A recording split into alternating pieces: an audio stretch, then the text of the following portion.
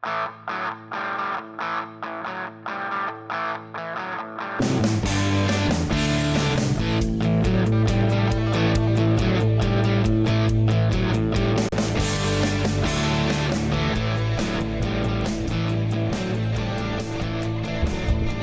everybody, it's Thursday, March the 3rd, March the 20th, 2025, and I feel my microphone is kind of peaking right now because it's full volume. Hello, hi, way better now on my ears.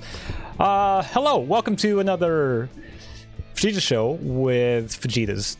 That's me. That should be me. I'm your host for this edition of the podcast, or whatever you called it.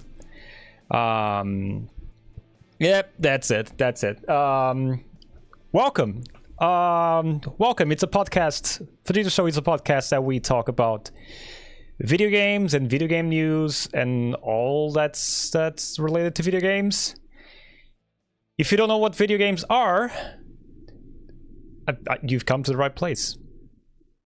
You come to the right place. It's they're quite entertaining. Like they made a game. They made like video games are weird, man. They made a game where like you play as a guy and that guy jumps, and that guy jumps and you need to reach until the end of the level until he jumps. You have another game where like you're like a small yellow ball and you are eating pellets like you are in a disco. And ghosts start chasing you. You should check it out. You should check it out.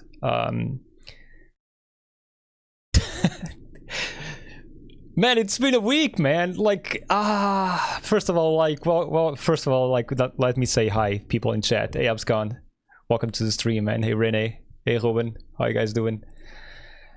How are you guys doing? Hope your week has been good. Hope your week and weekend has been good, actually. That's right, first edition of the show where I don't have layoffs to talk about, which I'm so happy about. Actually, hold on. I think that deserves a fanfare. That's the best I got.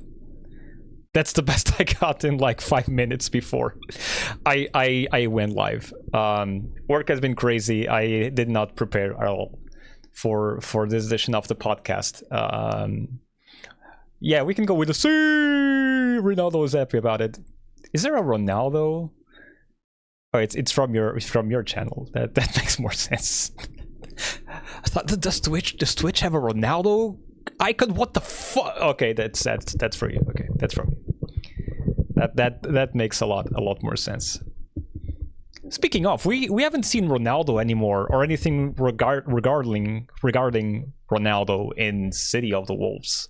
Now that I think about it, they made that announcement, they dropped it like out of thin air, and they never talked about it anymore. And that's I'm still kind of wondering what was that all about. Like, yeah, Ronaldo's coming to City of the Wolves, and then like, in which format? Like, we'll tell you about it when the time comes. In 35 years, I'm kidding. I don't know, man. Like, it's it's just such a weird. Now that I think about it, like, it's such a weird announcement to make. Like, they just City of the Wolves, the new Fatal Fury. So new Fatal Fury is coming out. They are already announced like a bunch of characters. I think the roster is actually complete, but for some reason the Twitter account teased something related to Ronaldo, and I mean Cristiano Ronaldo, like the soccer player or the football player if you're European. Like some sort of collab. Do I have that? Like Ronaldo coming to City of the Wolves. I can actually show you.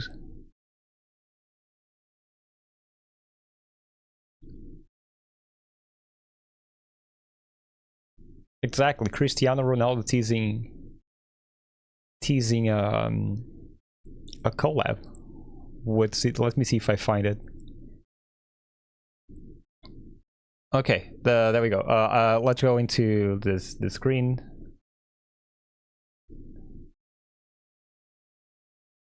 Of course, I added an ad.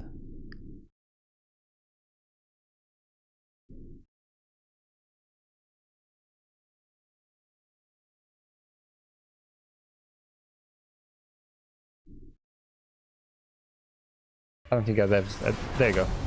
Let me know if it's too loud.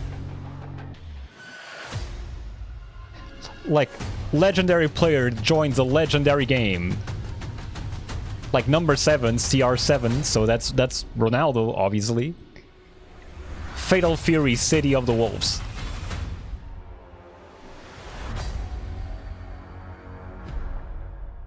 And that was it. That was it. Will it be like a season pass deal? Has to be a season pass deal, right? Like you buy the game and the season pass. One of the characters in the season pass is fucking Cristiano Ronaldo. Like my thought process is I do like Fatal Fury, but I can't slot another fighting game in my rotation. So like I'm not interested in playing Fatal Fury like on the long term, but if Ronaldo is actually a character in game, I want to play as Ronaldo, just to do like a fucking raw level 3 and see the guy just scream like "Sir!" in the fucking ending animation. Like it's the dumbest shit. I'm so in for it. Like it's so stupid. Oh my god. I like, this is old news, but like, god. I want this so badly. I want to play as Ronaldo in a fighting game so badly. I don't even like Ronaldo. Like I'm not even Ronaldo's biggest fan, but like just the thought of playing Ronaldo in City of the Wolves makes me chuckle. It's like it's one of the dumbest tie-ins I've ever seen, and I've played as Barack Obama and Hillary Clinton in NBA Jam. So yeah, I'm absolutely down for this. I'm absolutely down for whatever this is. Man. In the meantime, like you guys notice I have a haircut, but I have a cursed story for you guys. I have a very cursed story for you that happened this week. I was chilling like here on my own, just doing my stuff, and suddenly I hear a very loud buzzing coming from inside the house. At first I thought it was outside the house because it was like I thought it was like construction going on or something. We do have construction nearby because they're making a new yes, highway, fast lane, whatever. And I start to hear the buzzing. I'm like, oh wait, no, this is coming from inside the house. So I get up and start to like follow the sound, and I go into my bathroom. And my hair clipper, I have two clippers. Like I have the beard clipper and a hair clipper. The hair clipper started working on its own, just like out of nowhere, and that was so cursed. Like it was just me at home, like me and the cat, I guess. But the cat was standing right besides me, so it wasn't him, of course. Also, the clipper was stored inside the box, so like there's the way the cat would open the box and press the clipper and return back to me. And all that time, and as I like take it out of the box and I'm pressing the button, like the button is not working. Like the hair clipper just keeps buzzing everywhere. I'm like, what the fuck? Like, what's going on? So I have to. So I go into like go into the kitchen, grab a screwdriver, try to take the hair clipper apart, but there's like something that's not just working. Like I can't, there's some hidden screw or something that's not working. So I just basically like I tear the hair clipper apart with my bare hands, like I was fucking Captain America tearing the log. everything goes like everywhere, so plastic go flying all over the kitchen, and then I realized the battery had a leakage. And I'm like, the battery is actually like just like not an actual battery, just like small AA batteries, right? And the leakage was all the way up to the button, and I'm like, okay, no, that actually makes sense. So I just tear that thing all apart and just dump it in the trash. Like, fuck. Actually, the battery part is actually going to the electronics disposal. Like, this is fucking cursed. Right after, next day, okay, I'm about to do my beard, and I turn on my beard clippers, and the battery's all drained. Like, it's not working. That thing charges for like half an hour for 10 seconds of usage. And I'm like, fuck. Like, cursed week for hair trimming operations, I guess. So I ordered a new one from Amazon. I got a wall hair clipper, which I already used, as you guys can see. But man, what an absolutely cursed interaction with a fucking hair clipper. It's been a week. Okay, it's been an absolute week on this side of the planet. Also, it's raining as heck. I barely slept today. I hope you guys are doing well, because apparently it's all over the country. A lot of rain, a lot of wind. Woke up this morning, like, and I had to take my girlfriend to the subway station, and there were trash cans and trash bins everywhere on the road, alongside with the trash that spread out throughout the whole thing. And like, this is what the fuck happened? Like, I mean, I know what happened. It's the wind. I barely slept, but Jesus, what is going on? But yeah,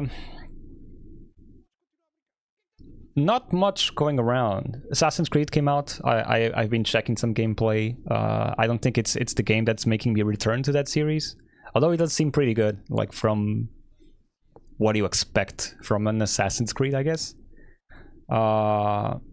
And reviews have been great, so like I might get it on a sale later down the road, but not quite for now. And in the meantime, I made another stream like on Monday, I believe, playing some more UFO 50. As I'm progressing through that game, and like getting more games completed. So I think I completed like the games I liked the most, which was like Warp Tank, except Valbrace. Valbrace is gonna take a while. But I completed Mortal, I completed Pin Golf, I completed Warp Tank. Chameleon. Camouflage. It's Camouflage. And now I'm starting to find out games that didn't click with me as much later. And I'm seeing myself playing a game called Porgy, which is a whole ass Metroidvania that you play as a submarine. So it's like a Dave the Diver kind of situation, but it's not randomly generated. It's more like it's a set in map with some pretty incredible mechanics, like as you progress. But the beginning of the game is so fucking slow. Like so the fuel and your life bar basically are shared. So like if you get hit, you lose fuel. So you need to basically conserve your fuel to go back to the surface once you do the whole expedition, but you also need to be aware of the enemies, otherwise like you get fuel leakage off because of getting hit. And the game, like obviously, like as with most games in this collection, the game doesn't tell you anything, so you need to figure out all by yourself. And the first expeditions are like 30 seconds, 1 minute max, because you can't do anything else. So you see yourself just like diving, going back up like just immediately because you found like a fuel tank. As you progress through the game, like you get new abilities just like a regular Metroidvania. It has a very interesting thing where bosses, or like I guess big monsters, appear in the map.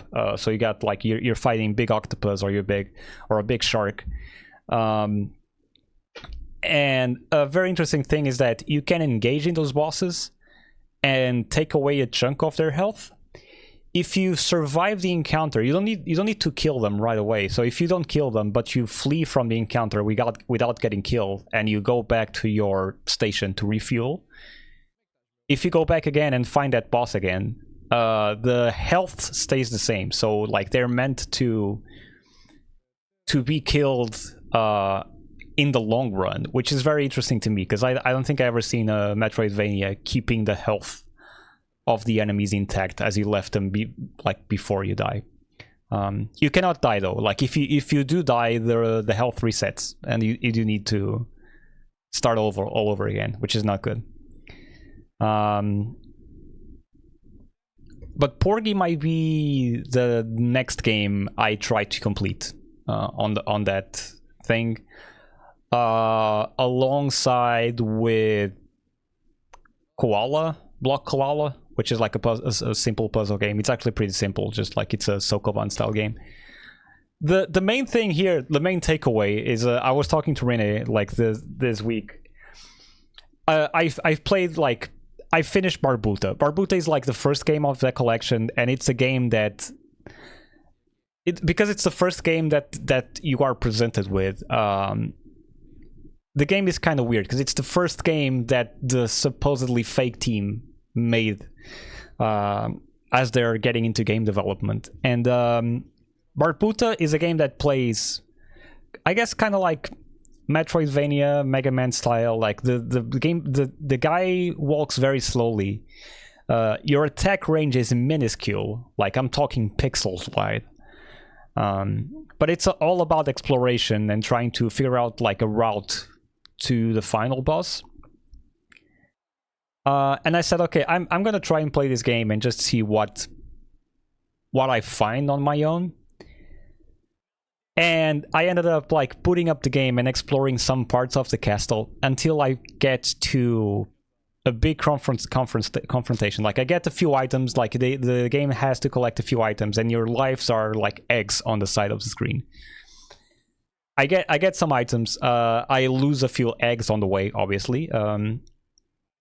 But as I'm getting like to further down the castle, I see a vendor, and the vendor says, "Hey, I can restore your eggs back if you give me X amount of money that you collect throughout the playthrough." And I have enough money to just restore the whole 6 eggs that the game gives you at the start, so I just like restock every life that I get. And I still get like money left over. I climb the ladder immediately after that vendor, and there's a big confrontation, which looks like the final boss. One of the items that I catch was a bat, and the final boss is constantly sending like bats from the side. My bat keeps taking out those bats. I'm like, oh cool, I don't have to worry about those, because like I got that item. I need to remember what I got them in case I need it like to play this again, but fine, so I don't need to do it anymore. And the boss is like just sending the bats and sending like some shots down like to where I am on the platform that I am.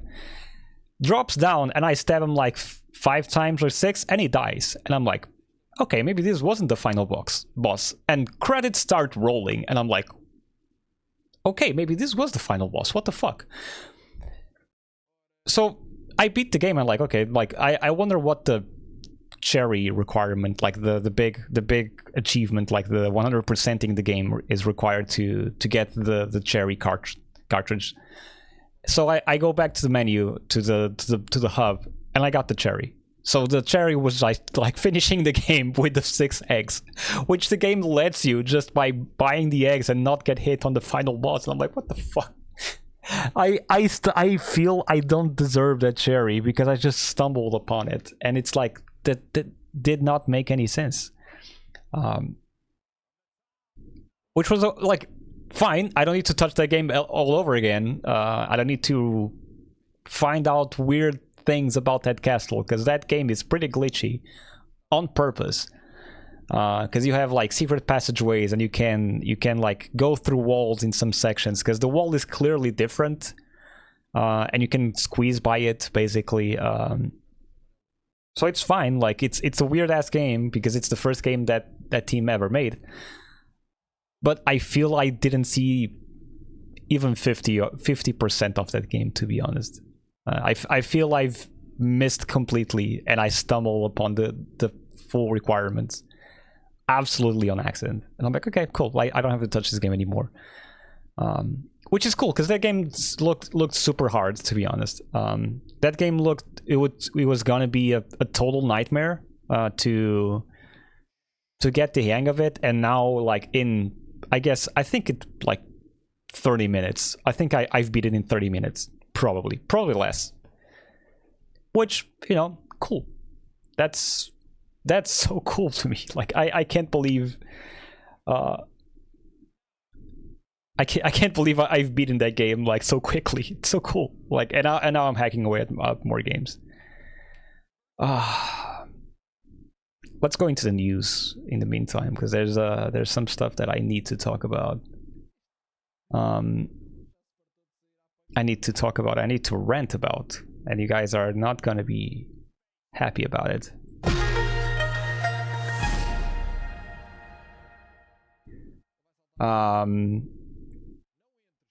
I realized I was not in the correct thing, I think. Disco Elysium, the renowned RPG that came out in 2022, I think, is getting a mobile game. And my god, I am so split on this. We can see the trailer.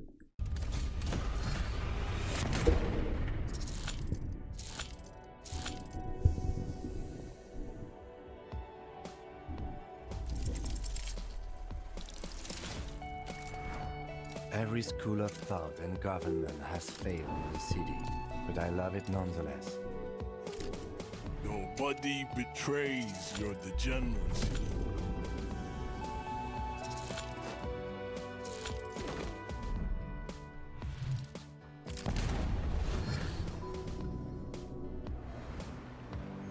Do it for the picture puzzle. Put it all together. Solve the world.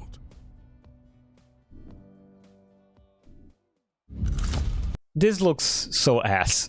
I'm not gonna lie to you guys. This looks absolute ass. And I can't imagine a world where you play Disco Elysium in the palm of your hand and you get a good experience whatsoever. It's not a port, as in it's not the classic computer RPG adventure that you had on like consoles and PC, but it's the same story, just tailored out for mobile. And it's so weird. Like first of all, like I think this is worth mentioning. First of all, so story around Disco Elysium and the development team and Zaum, which is the publisher and developer studio of the game. Like it's already complicated enough. Okay, so the original creators of Disco Elysium basically created the game. And an investor bought the company later down the line, and allegedly, okay, this is all allegedly, he used company's money to buy the majority of the shares to basically cast out the original creators, which by itself is fraud, obviously, but that's what allegedly happened. The story is very complicated, okay, and now you have a bunch of like the group that created Disco Elysium split and is making a bunch of games. Okay. And it's funny that Disco Elysium is a very like politically heavy game. Like it's very critical of capitalism and consumerism and liberalism and also like communism. Basically, like it's a bit of a satire, despite not being set on Earth. It's a human-like setting, but not exactly planet Earth as we know it, right? But it's clearly a game that's critical of capitalism, okay? And it's ironically that this game is being exploited for like just for capitalism purposes, because it doesn't seem that bad, okay? Like first, and CEO makes the opposite, right? It's ironic, okay? Ironic and hilarious in a very dark and twisted way. And so the full game, I think it's like $20, $25 on Steam. The mobile game will be free up until the second chapter. And the game has like a lot of chapters, like 12 or something, which basically you can play that game on your phone and see if you like it, and if you want to see the rest of the game, you just buy the full version. I'm not sure how much it will cost. Obviously, I registered because I think out of morbid curiosity, to be honest. I don't think this will be a good experience overall. I don't see a game that's so text heavy and so story heavy being great to play on a phone, okay? I might be wrong, right? And also, like, they made a claim about wanting to reach new audiences, specifically the TikTok audience. And I'm like, that seems like the opposite of what you are allowed to do with the Disco Elysium like world. Every time you have a conversation with any NPC in that game, like the conversations are long, and I'm talking like really, really long. You have a lot of philosophical discussions and discussions about the world. There's a lot of contextual things that you can ask about. There's combat involved. I mean, combat is weird in that game because you don't have like a combat, say like Baldur's Gate.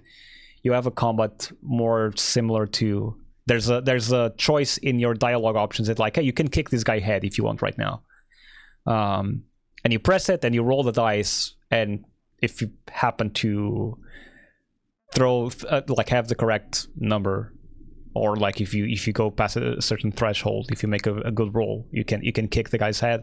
Otherwise, you're gonna get beaten. But I feel like it's very text dense. It's very heavy in terms of just like you need to have full attention. And as we know, like the TikTok crowd, it's not really there for long videos. It's like it's exactly the opposite of what the TikTok is. So I don't understand like how they're gonna tune this game down to make it fit with the TikTok crowd as they claim. That being said, like I mean, yeah, but if you're gonna trim the text, like there's so many nuances of the text that make that game great, right? What are you gonna do? Like shorten the 5-minute interactions to 1? Like, okay.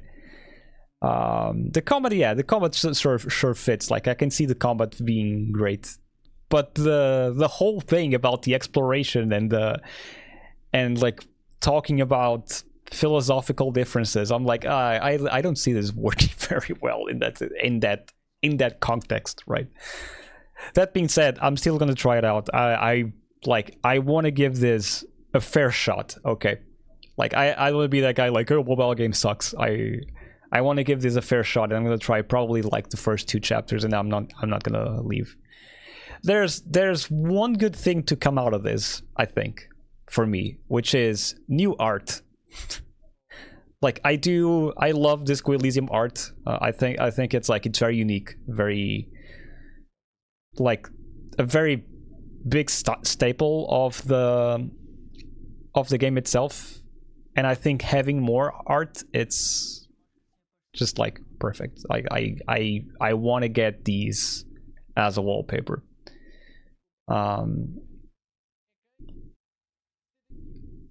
But man, like I don't know, like the whole situation, like with the creators getting pushed out, there's 5 studios coming out of the old Zaum, which is like or Zaum or whatever you call this.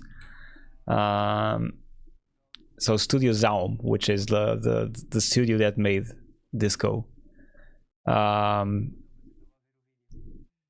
There's like five new studios that came from this, and now the 6th studio, which is Zaum, is also porting the game to mobile, and then it's such a complicated like story. There's whole videos just like dissecting the whole thing that happened, and like the case, like it's still like going on in court with the authorities. So like even then, like I don't even know if Disco Elysium will still belong to Zaum after the whole thing goes, like the whole thing passed. So for them to like in the middle of all this litigation still like releasing a mobile game with the same name, it's like, dudes, you guys are like, you guys just don't care, I guess. It's gonna be complicated. It's gonna be very, very complicated. But I'll give you my honest like opinion.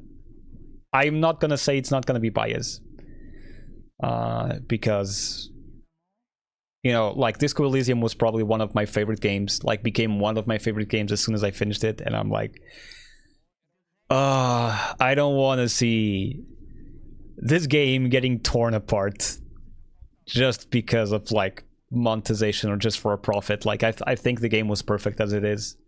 I wish it was just a simple port. Like I mean we have Baldur's Gate 1 and 2 ports for, and other action RPGs and combat RPGs and CRPGs ports for mobile. This one, like I could absolutely see fit as it was on a mobile device. I don't think it needs like that much of a change. At the same time, like, you know, it is what it is. It's probably my bias against mobile games as well. Or the slop that comes out of mobile, because I do admit that mobile has some really cool games that you can try out, but they're drowned in the sea of the most absolute worst slop that came out of video games and monetization trends that ended up spreading to AAA stuff and indie stuff. That's not, yeah. I don't think Gen Z slang will fit, because the game is also like very.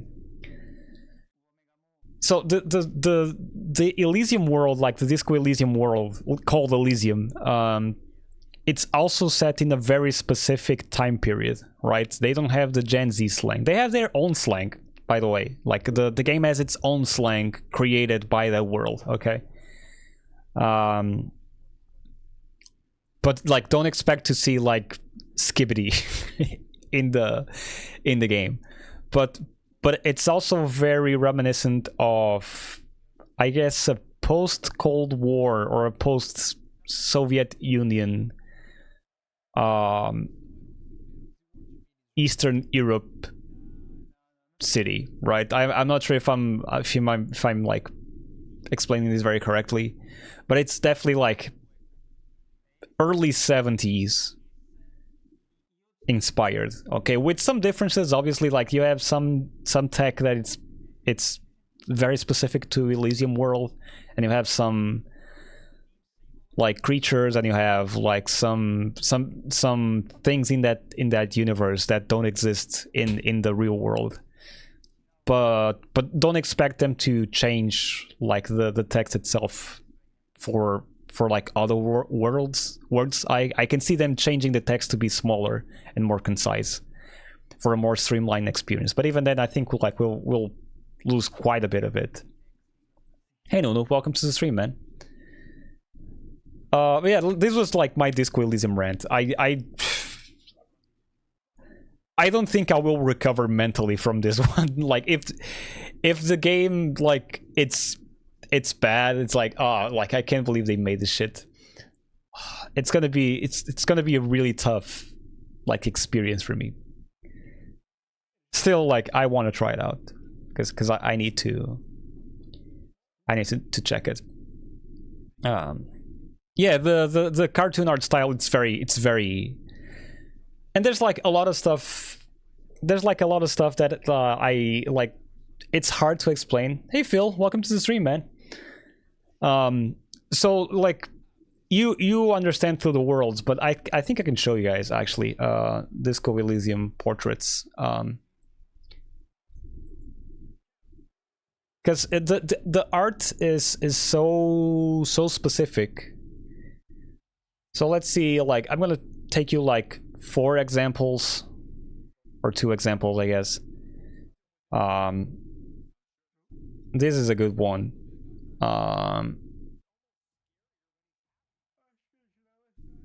Kitsuragi, also like probably one of the best examples. And I also don't want to give spoilers, I guess. But this one's very good as well. So where's my portrait? My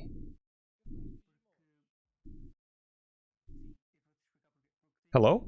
Hi. Opening a tab, okay. So this is like your default portrait, and you have like all these colors in the background because like it's your character and it can go anywhere. You have this like very peculiar late stage alcoholic face, because that's what you are in the game, right? And like the portrait like transmits you that so much. Like you look at this man and like, oh man, this guy's wasted. Like it's probably like in his early 40s. This guy is probably in his early 40s, but he looks like 60 right now, because my god, alcohol destroys a person, right? But there's still like an aura around him, because there's like, it's the main character. It still has redemption until the end of the game. Like you can still redeem a little bit of his good nature, I guess, despite like the ghoulish look around. Like, but there's still like colorful stuff around him. If you look at Kim is your in-game assistant. Like you both are police officers, but Kim actually acts as a guide in the game. Like you can ask stuff to Kim for him to explain stuff about the world and how your jurisdiction system works and how the police force works. Also stuff about the city. It acts a little bit as your companion guide throughout the whole game, but also as your guardian angel. And you can see that on the portrait itself. Like it has like this saint light behind him, like a halo, just like illuminating him. And Kim's a great character. Like Kim is the epitome of the good guy, because he's always there to help despite your flaws and your fuck ups in the game that you are about to find out. Kim is always there to help and acts almost like a saint. Okay. In the meantime, you have like portraits like this one. This guy is a vendor, but this guy used to be a very, very heavy substance abuser, so like a drug addict, like, and he's running a store that you can go there and buy stuff and sell stuff. But because of his drug usage, you can see that like the world is starting to leak inside of the character, right? Like the world is getting to him. You can see like the portrait feels depressed, and as you talk to him, you realize like this guy is one bad day away from putting a shotgun into his mouth and killing himself. And you don't even need to realize that. Like as soon as you look at the portrait, you're like, oh man, this guy is done. This guy, like, life got to him fast and he never recovered. And then you have this guy. This guy is like, he's a musician, like you find him in the game.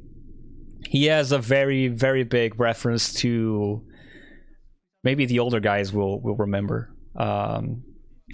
this, but you probably the older people will remember the musician Scooter, very famous German musician that had nonsense lyrics, like "How much is the fish?"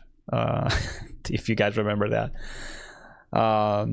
And this guy is happy, like he's in tune with the world. When he's DJing, he has a really bright aura, and that's what the portrait is. It's like he is vibing to the songs, like there's light coming from him. He is happy. So like the style of the art in Disco Elysium is just like respect to the man in the ice cream van. Exactly. I think that line is also in the game actually. And like it's so good. It's so good. Like everything about Disco Elysium is so well crafted. Like it's a game made specifically to be played like they intended, and changing that to mobile and making it good is going to take a really, really long, like a really, really big trouble to get it right, and I don't think they can nail it. But it is what it is, you know. It is what it is. It's gonna be whatever. Hope it's not bad. Not gonna lie. Hope it's not bad. In the meantime, if you like Pokemon and you like Lego, be aware, as Lego has announced a collab with Pokemon. There's nothing like much going on. Like they released a small teaser trailer. I am so dead. What's going on?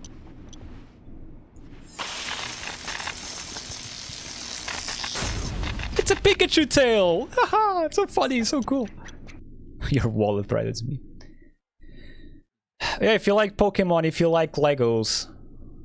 Sorry, Lego branded bricks. Don't call them Legos, you psychos. Like, it's not Legos, it's Lego branded bricks. Lego is the brand.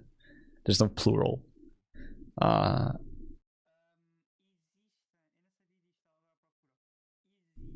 There was a Mega Block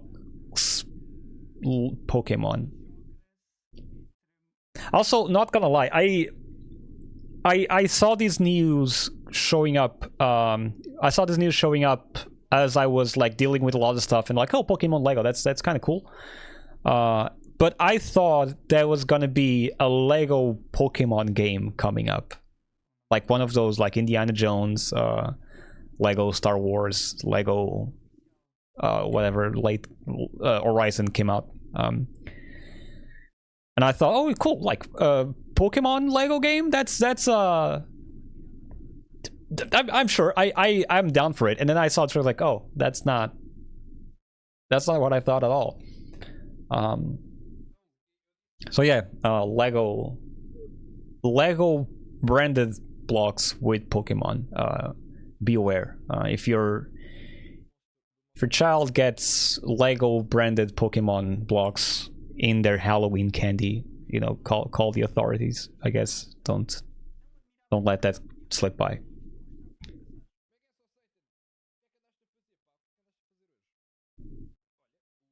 In other news, coming from a website called Automation West. I don't think I ever got this site, but this came out on my radar. Hey Kotowaga, welcome to the stream. Super Smash Bros. Creator Masahiro Sakurai encouraged Japanese developers to pursue the kind of games Japanese people love instead of adapting. Remember when Lego Dimensions was a thing? No, I don't. What was Lego Dimensions? I think like the name rings a bell, but now I need to search for it because I don't remember. Yeah, I never played this. I know this is this might probably come to a shock to a lot of you. I don't enjoy doing Lego, and so I kind of steer away from this. But yeah, I can see this. Yeah, it didn't work. Okay. Was this like a a Skylanders type of situation. Oh my god, it feels like it is. That's like the worst. That's like the worst thing. Like cool as a collectible, but oh god, I don't. Jesus. What if you step on this? Like you break your foot and you break the game. That's not. Lego is the only IP in the world that can have a literal multiverse, and they screwed it. It's so fantastic, right? Like that you literally had the chance, and you ended up. What the fuck? Is this Spider-Man? No, this is Martin McFly. Okay, and Batman. Okay, I don't. I guess this is Legolas. Some guy from a thing, and Cyborg.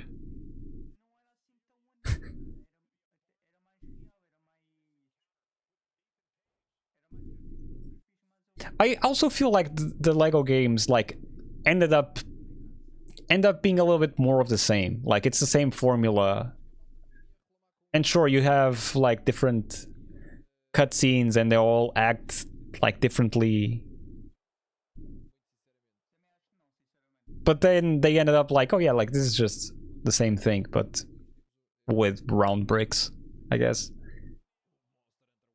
I don't know, like I think I've played 2 Lego games and I said, yeah, I think I'm good. I think I don't need to play them anymore. I played Lego Indiana Jones, like the first one for the 360, and I think I played Lego Avengers, maybe. It's the same game, right? It's just the same thing. Yeah, it's not something I enjoy. It's fine. It's fine. Like if you like Lego, cool. In the meantime, yeah, Super Smash Bros. Creator Masahiro Sakurai encouraged Japanese developers to pursue the kind of Japanese games people love instead of adapting. I need to recognize, like, or rather, I need to understand where this came from. Like he on March 11, he attended the award ceremony and gave an exclusive interview to NTAX. I don't know what NTAX is in which he shared personal views about the future of Japan's game industry. When asked what he thinks the domestic game industry should be doing to keep growing, to keep pace with the booming success seen in countries like China, Sakurai comments, "It's not really my own idea, but as an industry trend, I think Japanese people should keep pursuing the things that Japanese people like." He goes on to explain that the success of various Japanese games in the US kicked off a trend of making Americanized works. Or Sakurai notes, "You could say that there was a culture of following de facto standards." By de facto standards, he's referring to the practice that gets adopted as widespread norms by the industry as an outcome of market competition. However, Sakurai feels that people overseas who love Japanese games aren't looking for this kind of filtered experience, but rather I think that they seek the uniqueness and fun of Japanese games.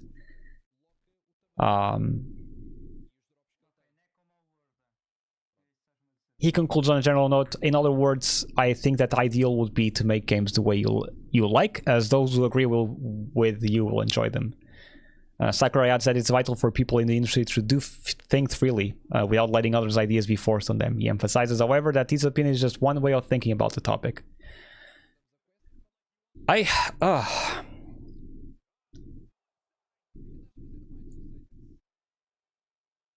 So, I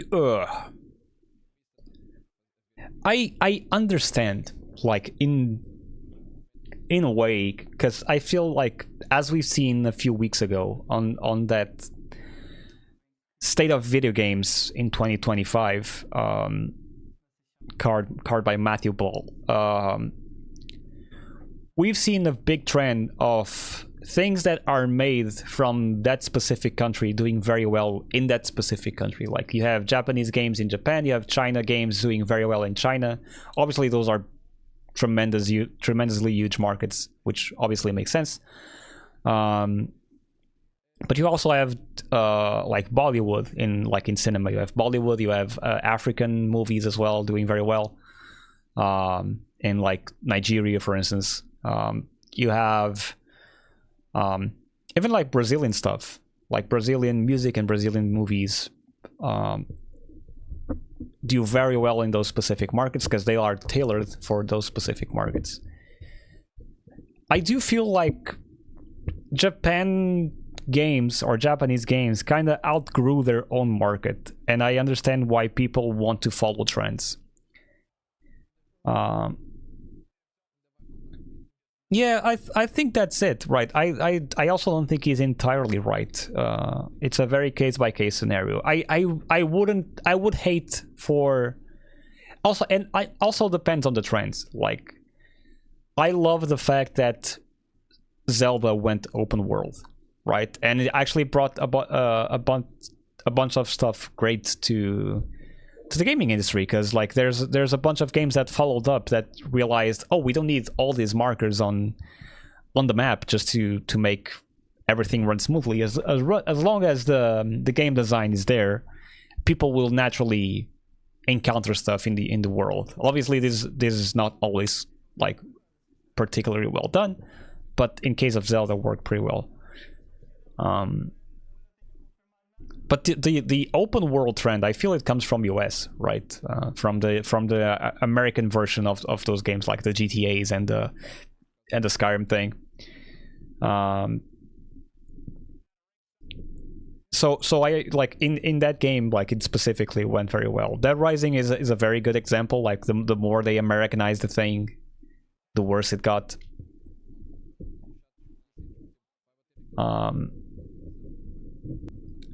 But like I do get it, and I don't think like, I think when I play Japanese games, I do look for that weirdness. I wish they kept some trends with the Americanization of stuff. Like some accessibility features are very well done in US, while Japanese games not really.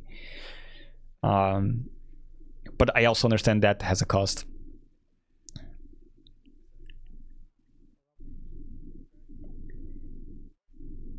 Okay, odd how Ocarina of Time was the first open world back in the date, and now we look at thing in open world. Then again, the original Zelda was the first open world thing.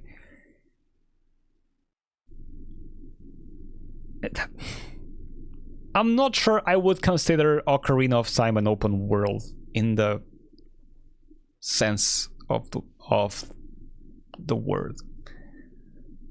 Because they do have zones, like there's loading between things. In the same sense that a lot of people consider like Skyrim an open world game, and I'm like, that's not really an open world game. Sure, there's a vast open world or a vast hub world where you can access the different towns and all that, but you do need to.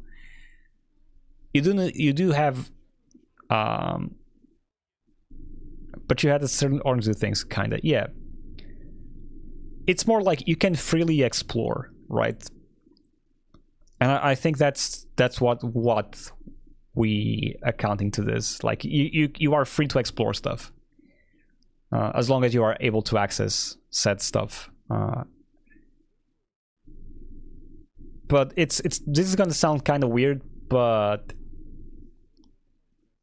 I see like Zelda's as, or the classic Zelda games, more like as a Metroidvania kind of a situation. Not the first one, because the first one you don't have those many items.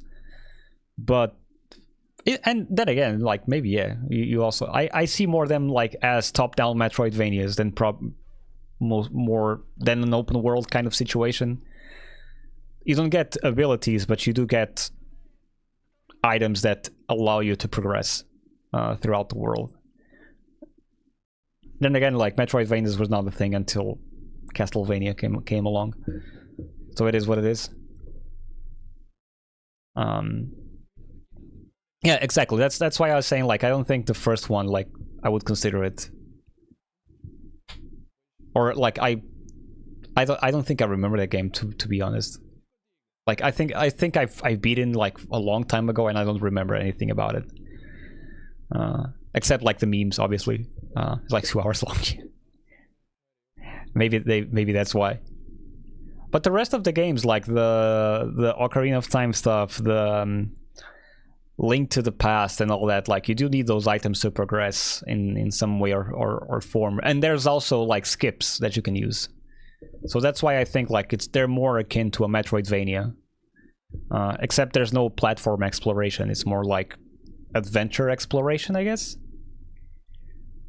So yeah, I don't know. Like I think Sakurai, like, it's not entirely wrong, to be honest. Like I do think that everyone should do their own thing, and that's why like games are cool, because there's a little bit of everything for everyone. But also, like, a lot of their Japanese games were influenced by American stuff, right? Like, the first Final Fantasy was basically their take on a Dungeons and Dragons dungeon crawler game, or an RPG, right? You have the Wizardry series that grew up so much in there.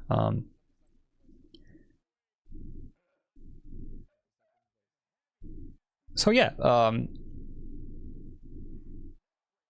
I don't know. Like, this was a weird piece of news that I thought it was great to come back to read it and like check out what you guys think about it.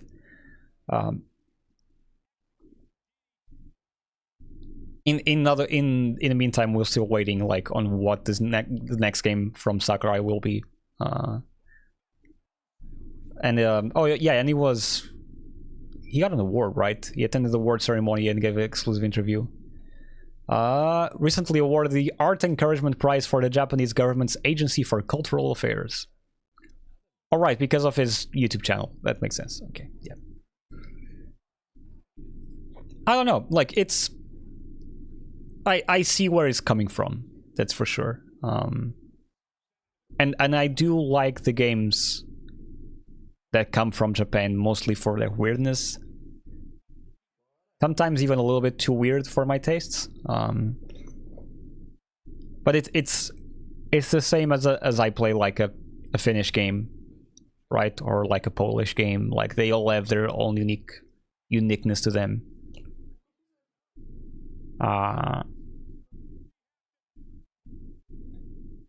And then again, like, I think we're also like, we're talking this like American games are unique in the sense that they're made like with Western audiences in mind, but because they're so like the massification of American games, it's so large that they become the norm, right? So that's why we don't think they're weird.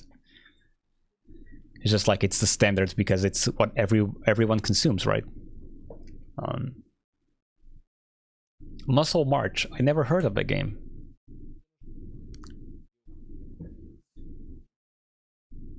But now I want to see it.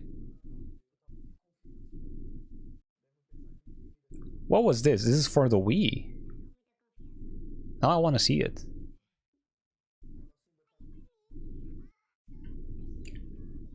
Muscle March. Okay. This is like a fitness game? Okay, it's not a...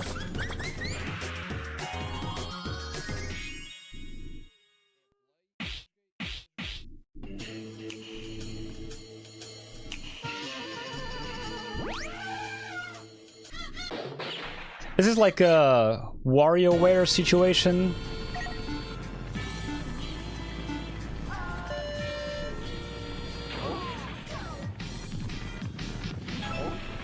Or more like a Just Dance, like you need to copy the moves.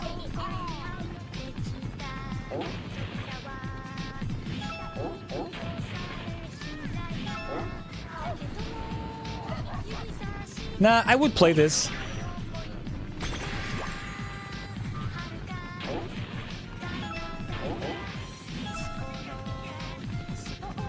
I would play this exactly how it is, because I think this is really funny. Tony, why'd you drop out? What the fuck?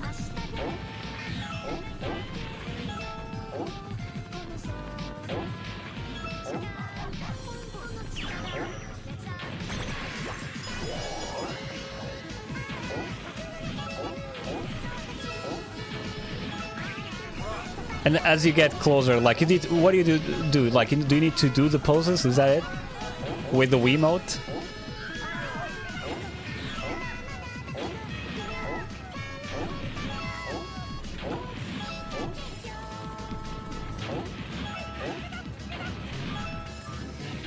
Dude, just catch it.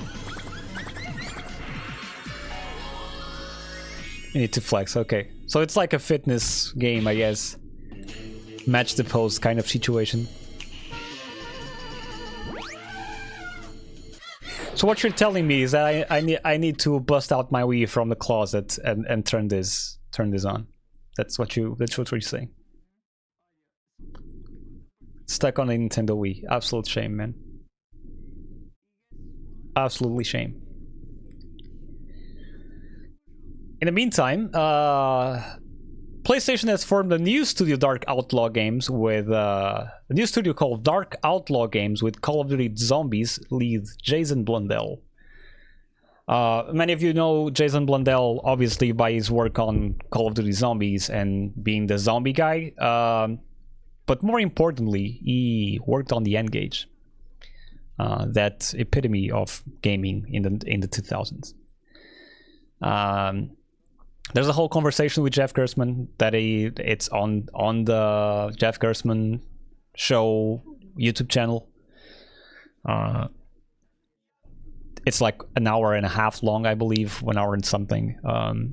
And I think it's a very cool conversation. They basically don't talk that much about the new studio. They talk about a lot of industry failures, actually,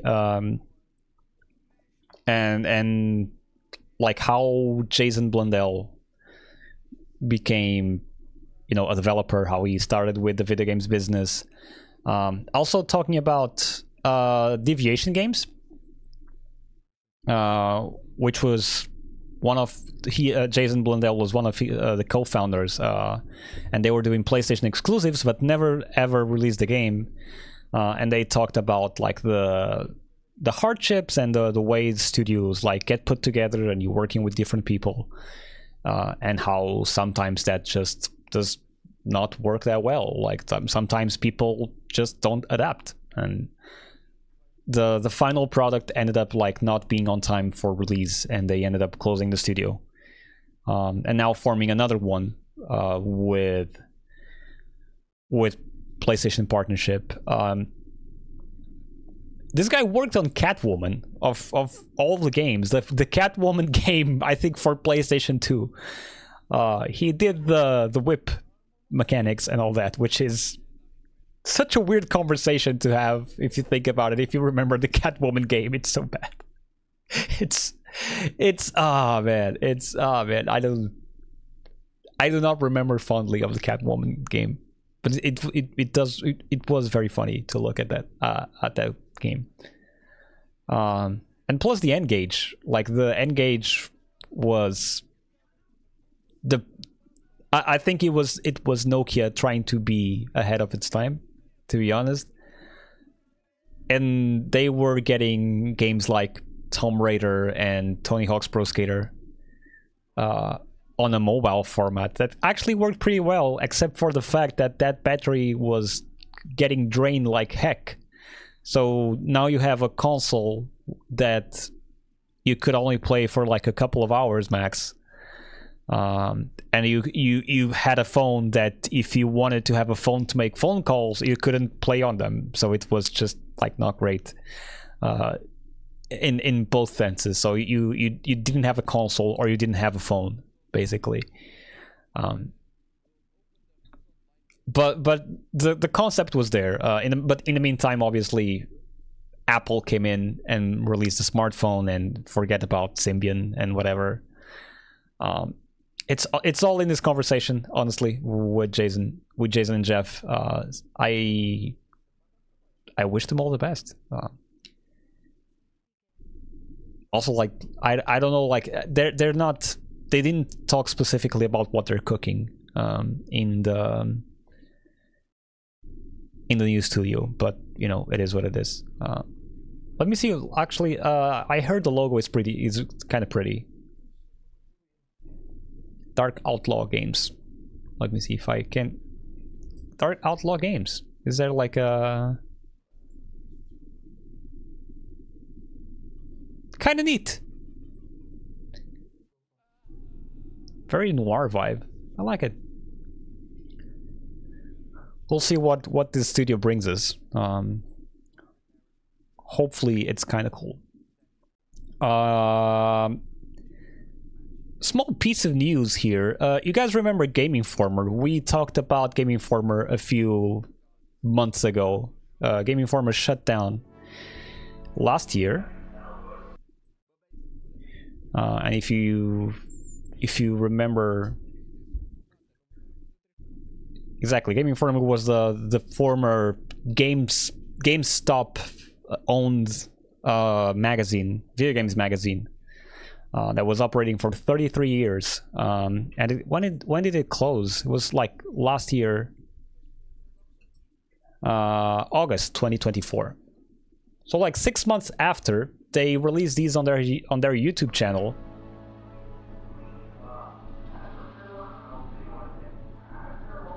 And they're coming back. We'll know more on March 25th, I guess. I'm not sure what's coming out of here. Nunu in chat was saying probably a Patreon, and they're going like independent. We see a lot of people going independent. Also, I saw some news in some people in LinkedIn that were Game Informer or past Game Informer and Game Informer adjacent, posting about this. So like I guess the old staff will probably also be back, but I feel like as we move more and more into the future, like these type of outlets like Game Informer like are all like going away and moving on to a Patreon format. And I think like at some point there's not enough room to everyone, right? Which is kind of worrying. And then like obviously everyone is moving on to editor reviews and like video content, because that's where the money is, or was a few years ago. And even then, like it's not doing great lately. So you see like the old school journalists like Jeff Gersman, Dan Reichert, all moving up to the Patreon subscription type of deal. Patrick Klapek also has a Substack now, and like even Jason Schreier, like Schreier is writing from Bloomberg, but he also has its own thing. He has his books, it has its stuff going on. So I don't know like where Game Informer fits in the video game journalism thing in 2025. But hopefully like the team is doing well, and we'll have another outlet just to check out the news besides like some of the ones that are already there.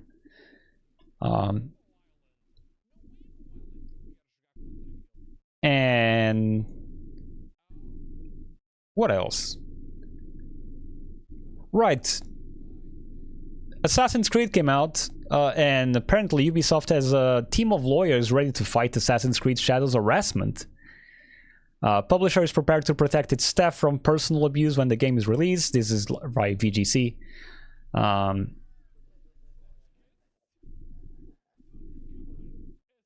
Okay, there's an update actually. The article previously stated that according to the original report, Ubisoft had presented an anti-online harassment plan to the CSE, which is the name of Canada's National Cryptologic Agency. Although the source article does refer to CSE and says the plan was initiated in Canada, the CSE in question actually refers to Comité Social et Économique. I probably butchered that French. A group formed by Ubisoft's Canadian staff as opposed to Canadian... Okay, so there was just a typo.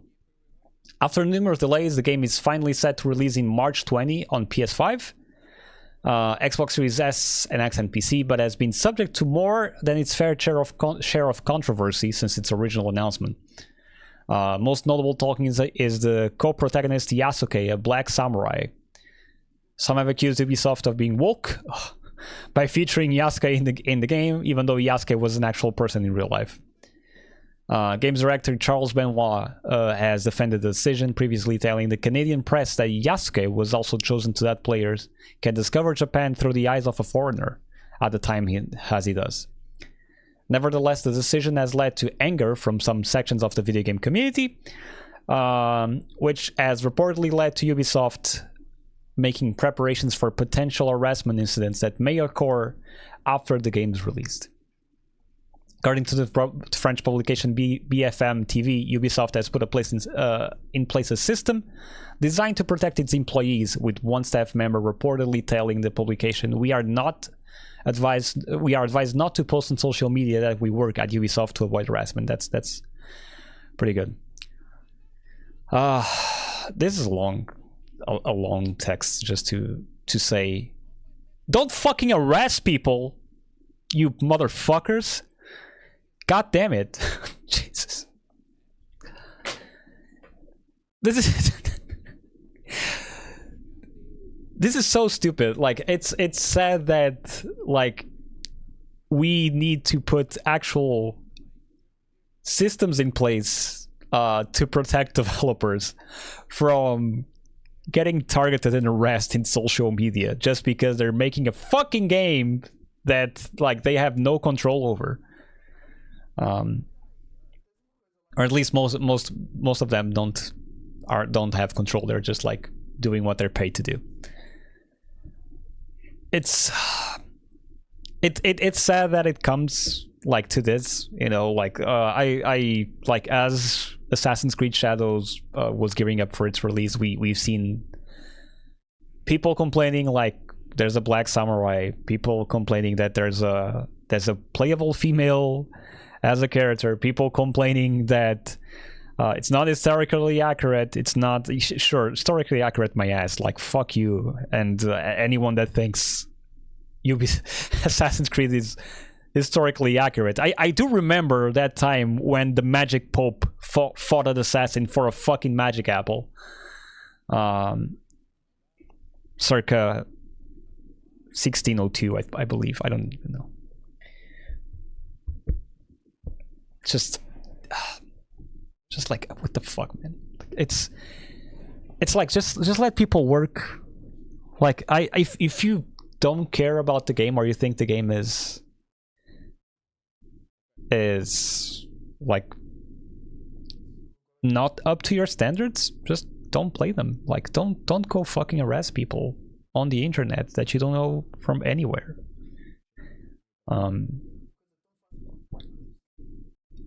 Just like, be good to each other. Like, don't. Also, there was a meme that I think I sent to someone this morning. Like, so spoilers. Apparently, Yasuke can kiss a non-binary person in the game if you choose to do so. And someone was saying, like, please bro, don't give me the option to kiss a man. Like, the only thing stopping me from kissing men is not having the option to. I will never be able to resist if you give me that option. Please bro, don't do it. Like, jeez, come on, man. Don't give me the option to kiss men, or I'll do it. I'll fucking do it. Don't. Just, it's sad. Like real talk. Like, it's sad that I don't even care for Assassin's Creed that much. Like I've told you at the beginning of this podcast. I like, it's not a game for me. I don't care about its open world. I don't like Ubisoft open world. Actually, most open world games like this AAA stuff that comes out like in these past years don't do anything for me. Like, I don't care about your next GTA. I don't care about your next Witcher. I don't like. You are free to like those games. I'm not gonna play them. Like, or at least I'm not interested in playing them because they don't do anything for me. Obviously. That being said, I'm not gonna go on social media, talk to developers like, yeah, you motherfuckers, you shouldn't do this. You should do the games that I want. Like, okay, but are you gonna pay for them? No. Then why the fuck are you complaining about? Just open your own studio, motherfucker. Do the games you want to see. Learn how to code. Pick the fucking Godot or Unity or Unreal. Pick that software up and do the game you want to see. And don't go yucking on anyone's yums or whatever. It is what it is. It's honestly sad that they need to assemble a team just to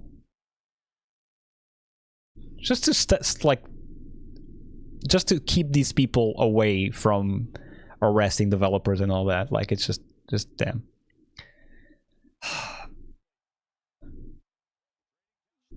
This is an initiative from Canada. There's a team that monitors networks and acts quickly in the event of a targeted attack. A dedicated unit will closely monitor messages posted by users on such social media sites as X, Reddit, and YouTube, ready to react if anyone attempts to harass Ubisoft employees.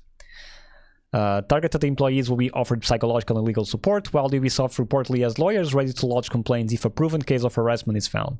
This is going to be like hard. It's always hard to prove harassment on the internet. But like I understand like valid criticisms about the games. Like I've heard, was it the GameRank guy Jake Baldino was saying like, hey, I didn't like this game very much. Like I think the grind was kind of tedious. So like, if you are okay with this, like, it's fine. It's not for me. Some people were saying like, hey, I'm tired of the gear system as well. Like I think it was Tamur from GameSpot that was saying like, I'm done with the gear system. Like I'm tired of this. That like it doesn't do anything for me, and I don't think it enhances the game in any way. And that's fine. Like those are all valid criticisms. A not valid criticism would be you go on LinkedIn and get the Ubisoft developer and say you should unalive yourself for not making the game that I want. Or even contact them in any way. Like just don't email strangers on the fucking internet, you weirdos.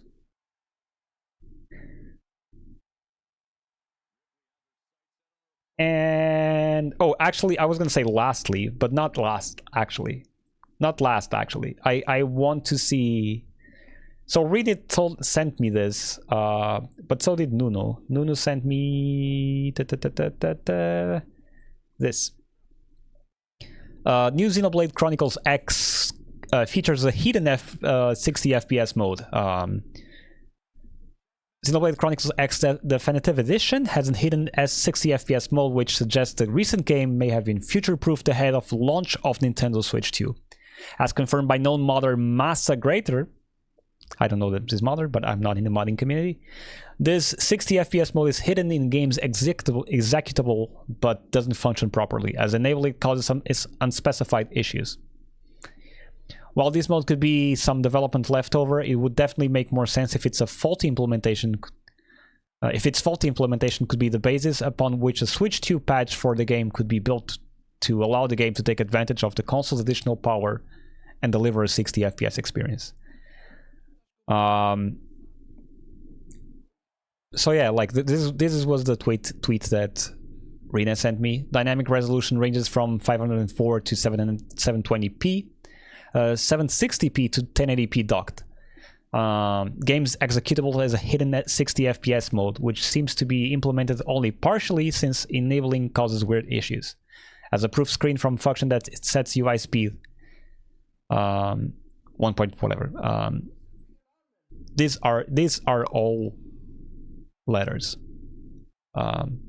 Yes, I understand code. These are letters, and there are also numbers and other characters. That's how coding works. I have no idea what goes on here. It does it does say that. Oh, thank you. Okay, we'll check that out. It does say like it's 60 FPS mode, like, and as people have been saying, it's probably like for allow for the Switch 2 patch to come in and make the game run smoothly. The 60 FPS though, it's kind of weird. I'm not gonna lie.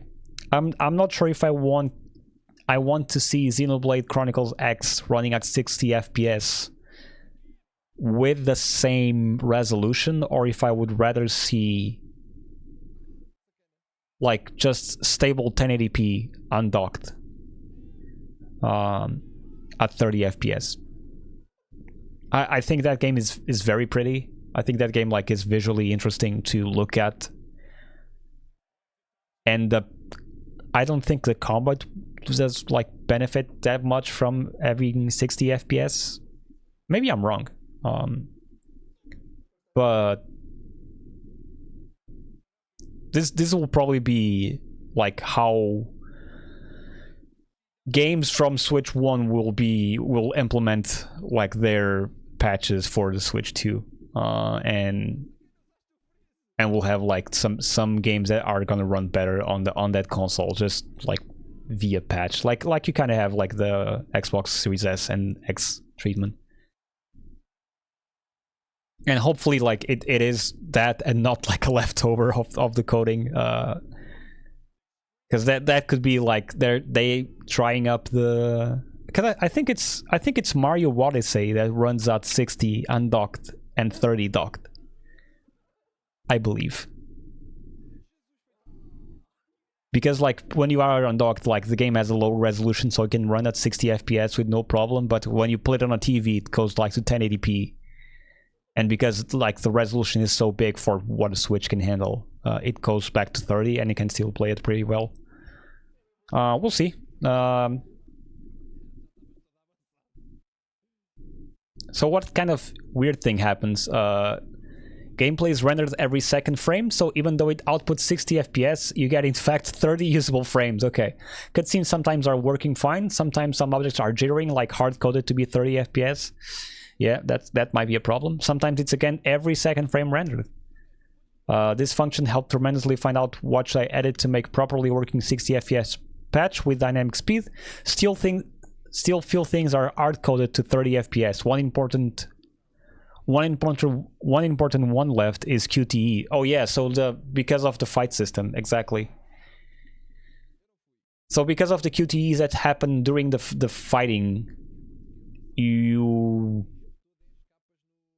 turning that to 60 FPS like might bring trouble. Some games do this, like they tie things to FPS because they're locked to that specific frame rate. And then when people try to change, they kind of work weirdly. That happened with, if I'm not mistaken, it was Dark Souls 2. Dark Souls 2, when the remastered version, so Scholar of the First Sin came out, the game was updated to run at 60 FPS, but they forgot that they tied the weapon degradation to the frame rate, which means like because the game was running at double frame rate, the weapons would deteriorate twice as fast. And now they patched it, like it runs fine, but at the time people were playing Scholar of the First Sin and they're like, whoa, Jesus, like these weapons are really going down really fast. What's going on? Like even mid-boss, people were taking like two of the same katanas mid-boss just to swap them, because halfway through the boss your weapon would degrade and you would need to swap. So yeah. Then again, it's Monolith Soft. They probably know how to fix this. Those guys are fucking wizards. Ruben just sent this. Web domain for the rumored Persona 4 remake has been spotted online. 2 years ago, something similar happened 3 months before Persona 3 Reload was announced. Persona 4 Golden. Okay. Oh no, that's the... Okay. Cool. So I guess we're gonna get a Persona 4 remake. Didn't we get like a re-release a few months, years ago? Just for normal 4. Okay. I mean, cool. If you like Persona, more Persona is never a bad thing. So I'm down for that. In the meantime, I need to. People are saying that the Nintendo is making a Nintendo Switch 2 GameCube style controller based on an FCC filing. I don't know how to break it down this for you guys. So obviously you know the controller, the GameCube controller, which I'm gonna make a lot of people angry. It's not that great, okay? It's not a great controller. I love the bumpers, okay? The analog bumpers are very cool. But fuck the rest of this controller, man. Like, I hate it. It's just like it's so clunky to use.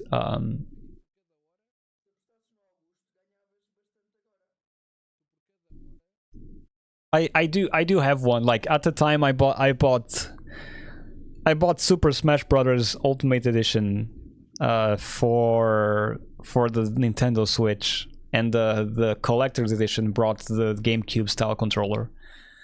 And I thought, yeah, this is cool as I guess as a piece of a collectible. Like, hey, I bought the Ultimate Edition, and I tried to play that with the controller, and I realized that I hate the layout of the face buttons. So the A, B, and the Y, X, I hate it, and I hate the C stick. I hate like rotating that nipple with my right thumb, because after a while the finger just hurts. Like, it's not comfortable. I wish they made it like just like the left analog stick and made it with the C stick, but alas, they decided no, we're just gonna make a weird nipple, a weird yellow nipple, I think.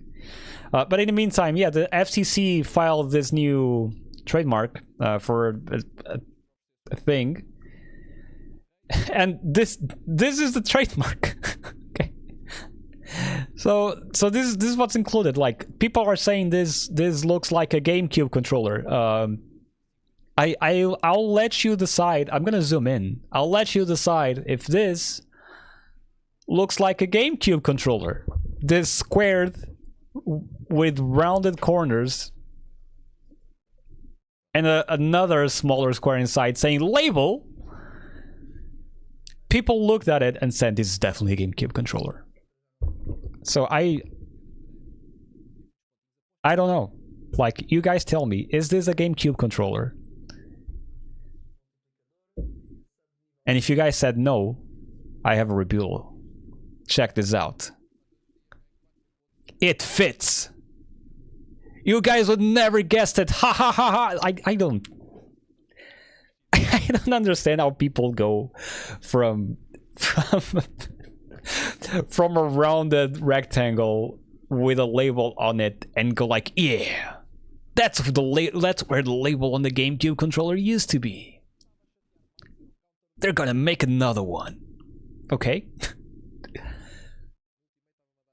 Also, are these like in demand? Like, is this like a thing where people like, man, I wish I had a GameCube controller now, because I want to play games with this weird ass controller. Okay, it's not an N64 controller. Like, I guess it's not that bad, but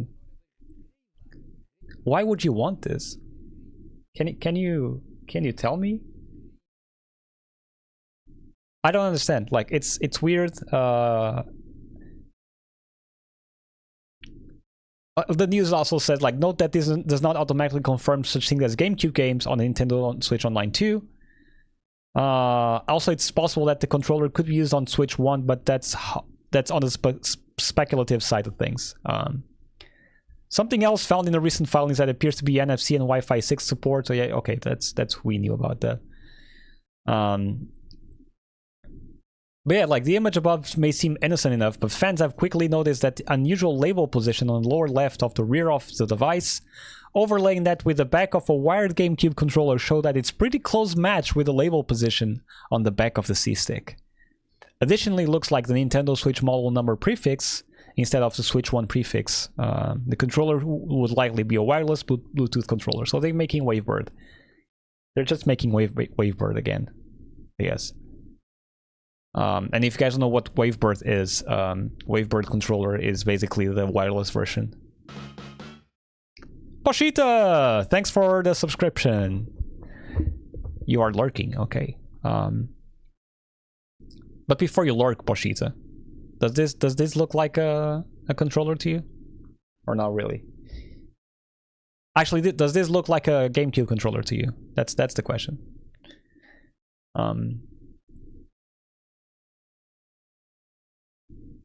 yeah, they're making Wavebird. If it's a Bluetooth controller, it's a Wavebird again. I wonder like how people get to these conclusions. I wonder. I think I have my GameCube controller here. Just hold on.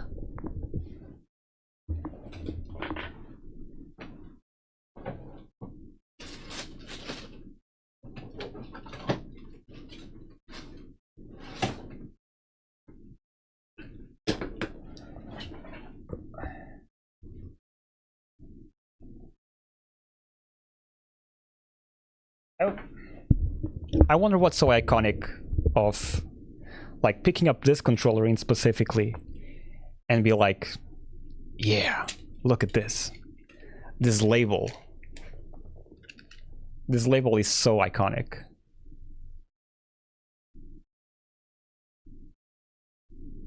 You know what's best about the GameCube controller? Remember when you pick it up and you felt that label behind the C-stick? That's why I remember. Okay. I don't know, man. In the meantime, moving on to our last piece of news. PlayStation reveals an update on indies coming to PlayStation. And I think there are some trailers we should check it out. Forever Skies coming to PS5 April 14th. Let me know how the sound is for you guys, if it's too loud or too low.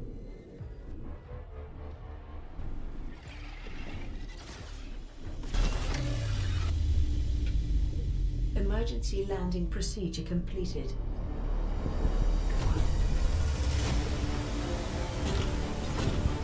Mission started. Find a cure for the virus. Send it to the space station. Save humanity.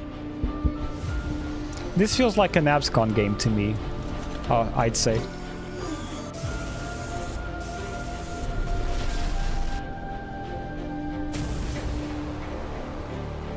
Like with the base building and exploration, this feels like something AbsCon would probably enjoy.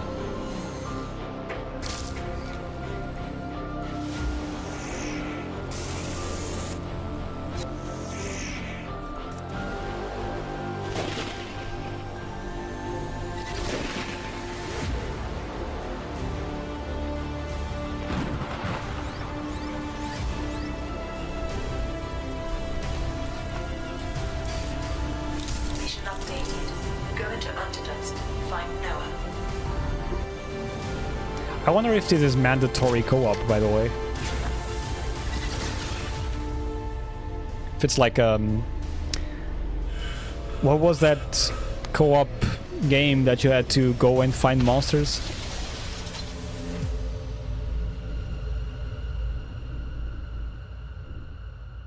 Forever Skies. Coming April 14th.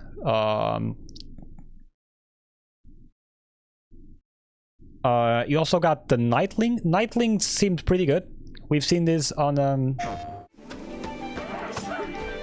Mass Effect. Yeah, it did give it Mass Effect vibes, but more like co-op exploration. Nightling, we saw this on Sophicia's stream this morning. I did not pay that much attention at first, but when she was looking at it, I was like, oh, this looks actually pretty neat.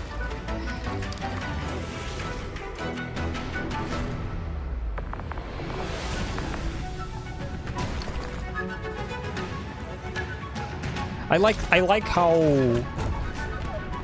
the shield is your main thing. and you can use it for like several abilities. Like you can slam with it, you can roll with it, you can slide with it, and use it as a paraglider as well. Like, seems neat.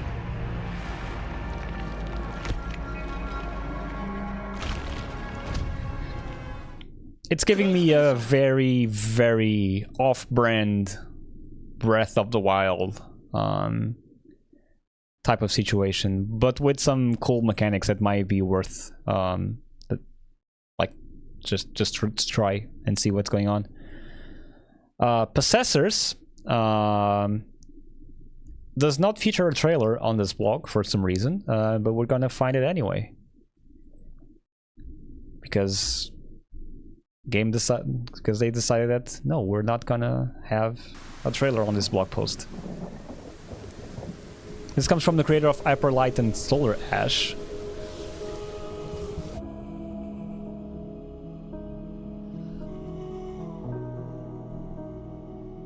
I did not understand if this was a Metroidvania or if this was just a straightforward platforming game. Feels like a Metroidvania, not gonna lie.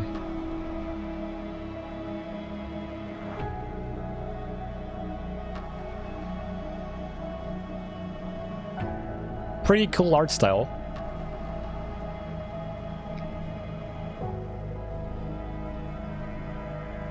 For some reason reminds me of Neon White. Although it's kind of different.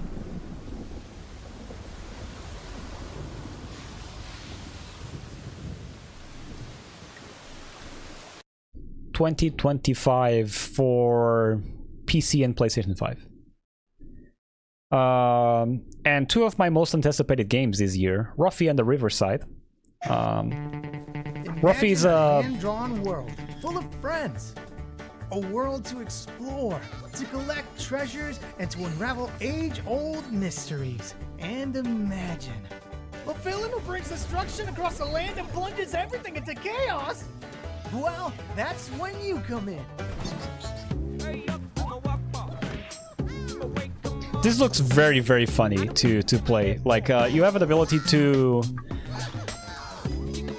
transform things in the world into different things, like from different materials. Like you can like transform water into ice if you pick up a piece of ice and use it to transform it. Textures. With the magic swap, you can change the world and nothing can stop you.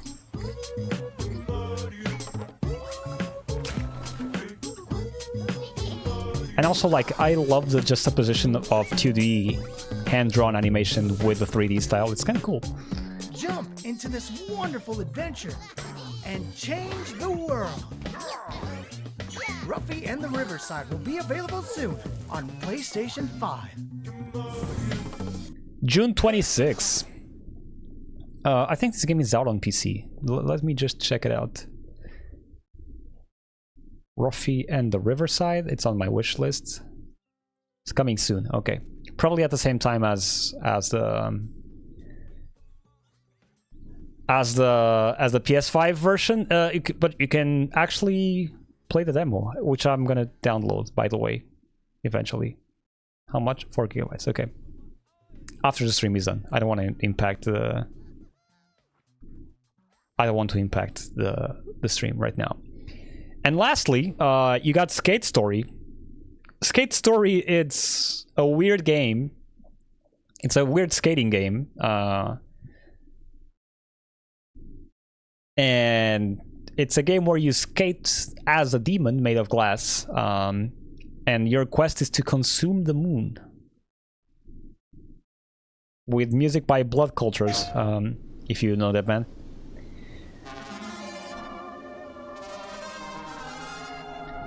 I love the unique art style in this game. Like, it's, as soon as I saw it, like, I need to play this. Like, skate, chill soundtrack, weird ass graphics. I'm so down for this.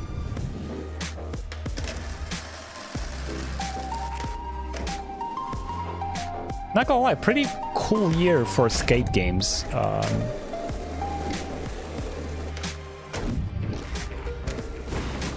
We got Tony Hawk coming out. We got Skate as well. I think that's already out. We got Skate Story coming out later down the year. Probably not Skate 4 though. Skate 4 will probably not come out this year. I'm betting next year.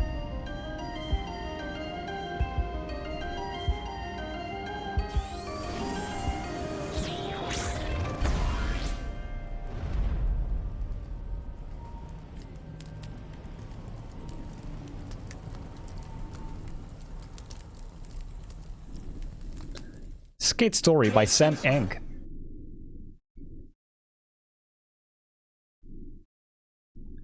This was the news. I don't think I've missed anything.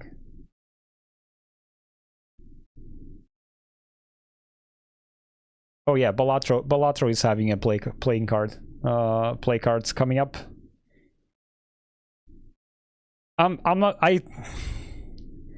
I'm not gonna lie, I am a little bit disappointed by just having a single normal playing deck. It's not something that I honestly... Well, it's not I don't care. Oh yeah, but actually I forgot one thing. Balatro actually won a bunch of awards at the GDC.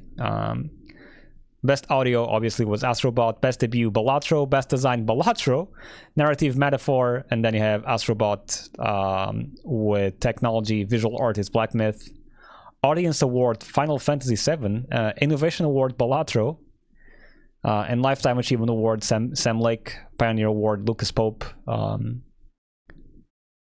and social award impact Life is Strange double exposure. So yeah, Balatro took home 3 of the GDC awards,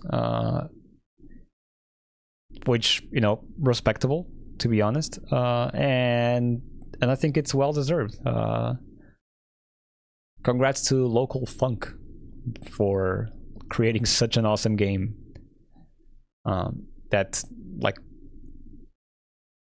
spread like a freaking disease in a good way last year. Like everyone was just playing it. It's kind of cool. But yeah, like I feel like it, so this is by Fangamer in conjunction with Local Funk and Balatro. I wish they released a deck with the whole Jokers instead of just like the playing cards. I wish I had the whole Jokers like on a set instead of just like an official playing card decks. Like, yeah, cool, I guess you have the pixelated cards and it's a cool memorabilia. I don't even know how much this cost. Let me see. $16. So like I guess it will be like 20 bucks, 20 euros here. Like, yeah, sure, I can see it, but honestly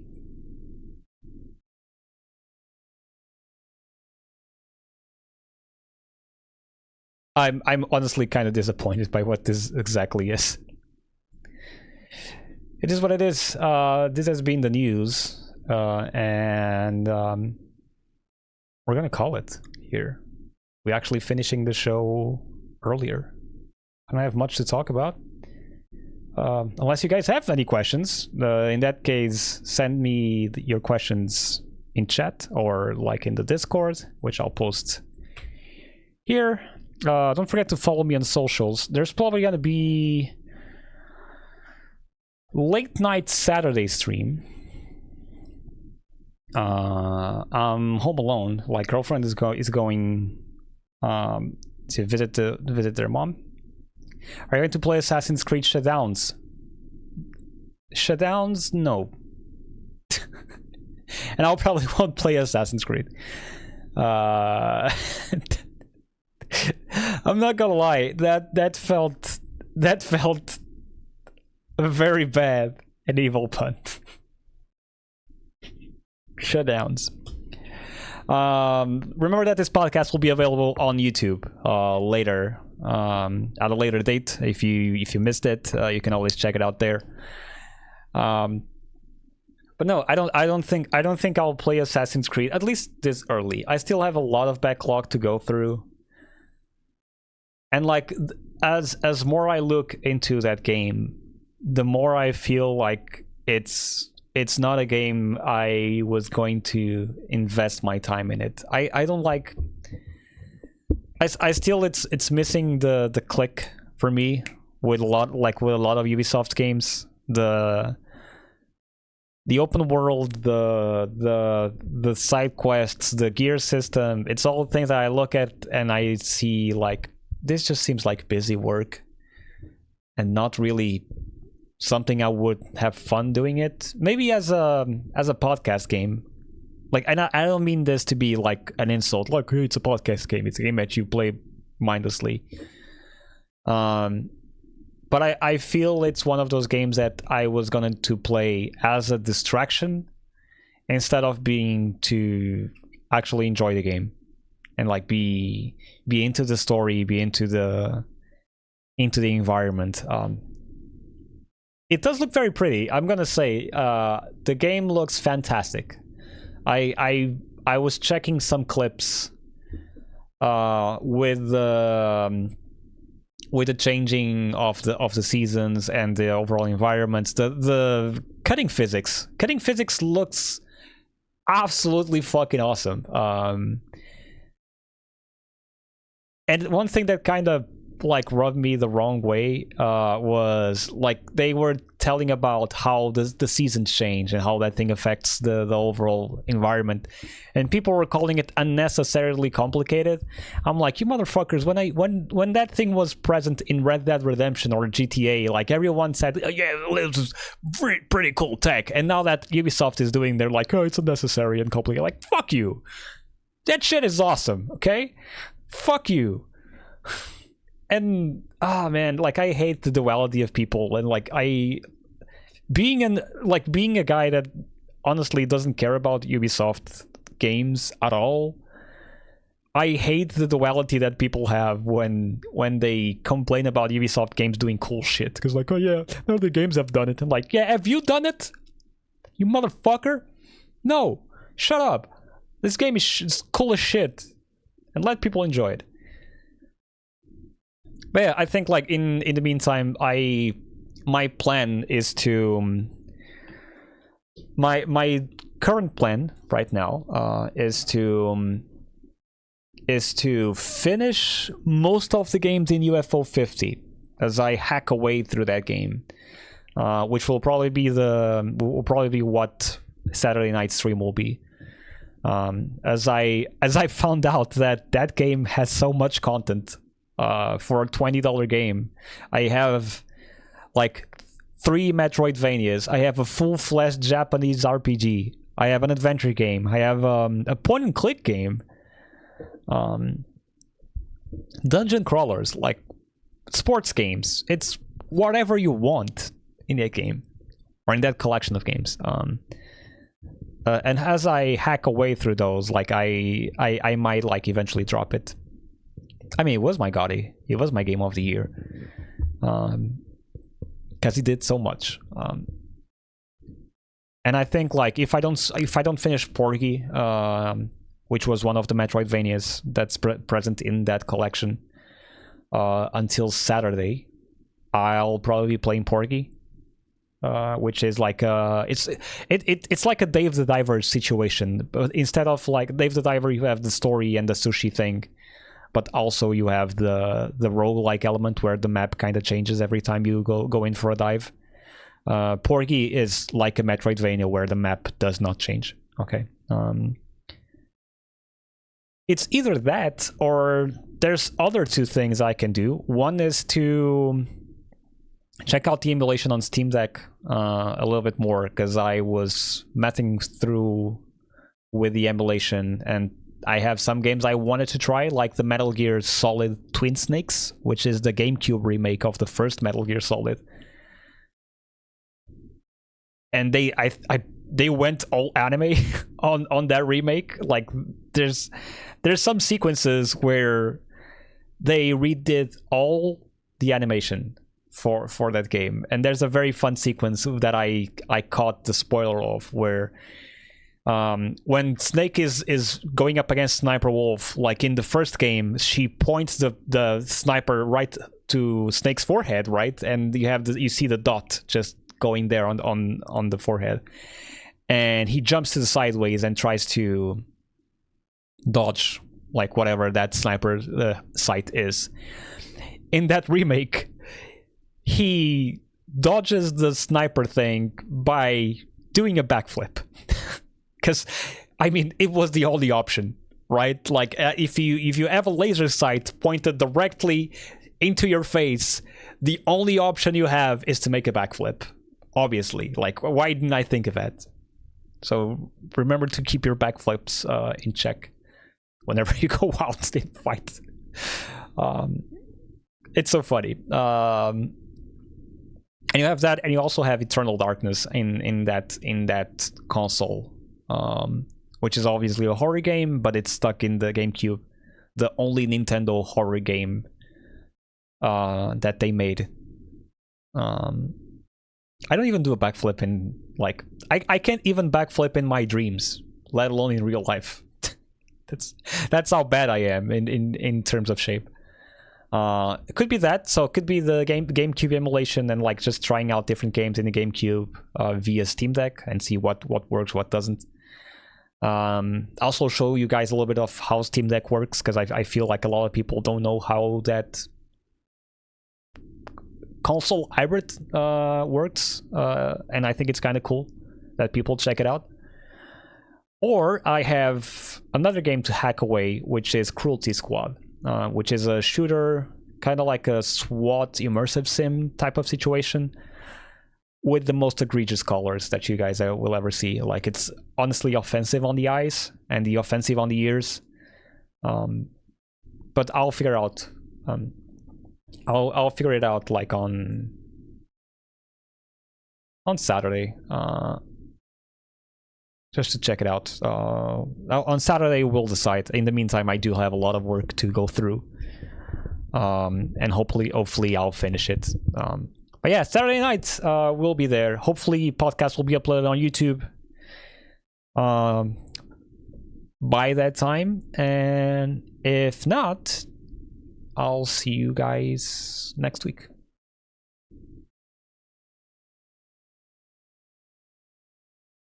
In the meantime, let's find someone to raid. Is there like raid suggestions if you guys have it? You guys have any raid? Like nights like 8 p.m. Maybe, yeah. Probably earlier if I have a good enough output by that time. 8 p.m., 8:30, I'd say. I'll probably let people know via Discord or via Twitter, Instagram, maybe.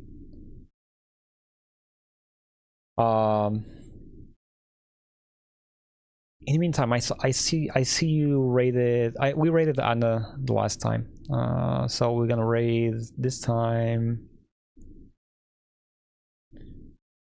Let me see. Let's raid Johnny. Johnny's playing guitar. And he's a pretty cool dude. He is a music producer and an excellent musician. And I think you guys should know him. Tell him hi for me.